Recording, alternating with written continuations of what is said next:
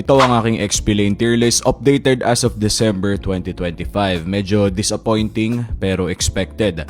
Ang nagahari at nagre-reign na pa rin ng XP Lane ay si CC at si Lapu-Lapu, dalawa sa mga picks na kadalasan ay nagpapalitan lang ang mga teams dahil bukod sa napaka-safe at napaka-effective nila ay napakabilis din ng kanilang power spike with the War Axe na main item ng dalawang ito.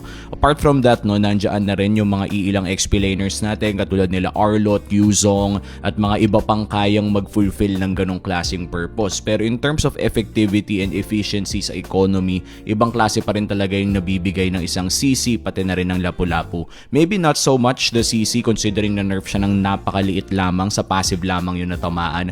Kailangan pa rin ng CC ng pera, no? Kung ikukumpara sa Lapu-Lapu, mas higit na kailangan ng pera ng isang CC para maging sobrang effective. But what makes the CC pick effective para sa ating meta ay flex pick pa rin siya. Even if sabihin na natin na bumabalik na yung mga iilang marksman sa loob ng ating gold lane, effective pa rin naman yung mga iilang fighter gold lane natin. Anyway, kung nakikita nyo ang ating tier list para sa XP lane, sustain is still the name of the game. Kung kaya mo makipaglaban ng 2v1 or 3v1 in your lane and provide early coverage sa turtle, malaking bagay yun.